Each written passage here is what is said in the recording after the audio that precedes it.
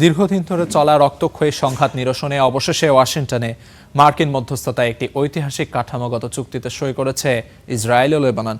ত্রিপক্ষীয় এই চুক্তির মূল লক্ষ্য লেবাননের সার্বভৌমত্ব ফিরিয়ে আনা ও হিজবুল্লাহকে সম্পূর্ণ নিরস্ত্র করা। তবে চুক্তির কঠোর শর্ত মাঠ পর্যায়ের বাস্তবতা ও হিজবুল্লাহর উপস্থিতি স্থায়ী শান্তি ফেরাবে কিনা তা নিয়ে সংশয় তৈরি হয়েছে।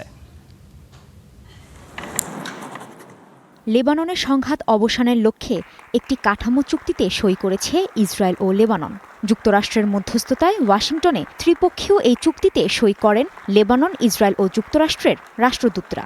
এটিকে দীর্ঘমেয়াদে সংঘাত বন্ধের প্রথম পদক্ষেপ বলে উল্লেখ করেছেন মার্কিন পররাষ্ট্রমন্ত্রী মার্কো রুবিও। এই চুক্তিটি সংঘাত বন্ধের জন্য নেওয়া প্রথম পদক্ষেপ। সামনে আমাদের অনেক কাজ বাকি, আর এই কাজটি খুব কঠিন। তবে আমরা এর গুরুত্ব বুঝি। এটি কতটা অপরিহার্য তাও উপলব্ধি করি।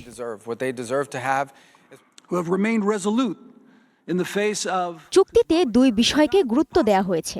চুক্তির রূপরেখা অনুযায়ী একটি প্রক্রিয়ার মাধ্যমে ধাপে ধাপে হিজবুল্লাহকে নিরস্ত্র করা হবে, ভেঙে ফেলা হবে তাদের সামরিক অবকাঠামো। এরপর পুরো দেশের ওপর লেবাননের সেনাবাহিনী নিয়ন্ত্রণ প্রতিষ্ঠা করলেই ধাপে ধাপে সীমান্ত থেকে নিজেদের সেনা সরিয়ে নেবে ইসরায়েল। চুক্তি বাস্তবায়নের জন্য প্রাথমিকভাবে দুটি পাইলট জোন বা পরীক্ষামূলক এলাকা নির্ধারণ করা হয়েছে। এসব এলাকা থেকে ইসরায়েলি বাহিনী সরে যাবে ও লেবাননের সেনাবাহিনী নিরাপত্তার দায়িত্ব নেবে। হিজবুল্লাহর নিরস্ত্রীকরণ নিশ্চিত হলে শুরু হবে পুনর্গঠনের কাজ। পুনর্গঠন শেষ হলে ঘরে ফেরার সুযোগ পাবেন বাস্তুচ্যুত মানুষ। তবে ইসরায়েলি প্রধানমন্ত্রী সাফ জানিয়েছেন, হিজবুল্লাহ পুরোপুরি নিরস্ত্র ও ইসরায়েলি নিরাপত্তা নিশ্চিত না হওয়া পর্যন্ত সেনা প্রত্যাহার করা হবে না। অর্থাৎ চুক্তির কাঠামো অনুযায়ী বাফার জোনগুলো থাকবে ইসরায়েলি নিয়ন্ত্রণে।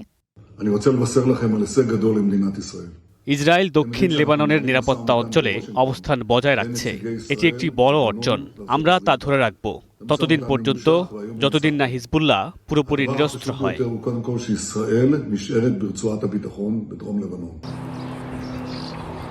এই চুক্তি বাস্তবায়নে ওয়াশিংটন জাতিসংঘের সমন্বয় $10 কোটি মানবিক সহায়তার ঘোষণা দিয়েছে।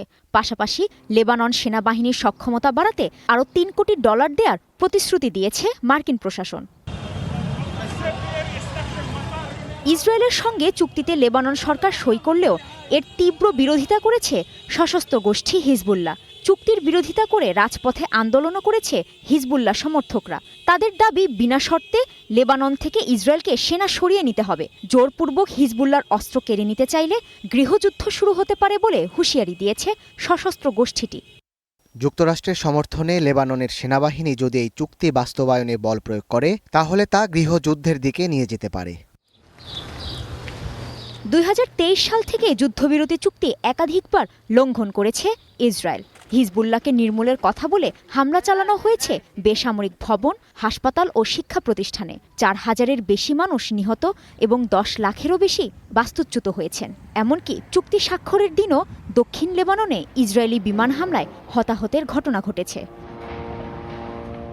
চুক্তির টেবিলে শান্তির বাণী শোনানো হলেও লেবাননের প্রায় 1/5 এলাকা এখনও ইসরায়েলের দখলে। হিজবুল্লাহর প্রতিরোধ জারি রাখার ঘোষণা আর ইসরায়েলের অমানবীয় অবস্থান শান্তির পথে অনিশ্চয়তা তৈরি করেছে। কাজী শাহরিন, স্টার নিউজ।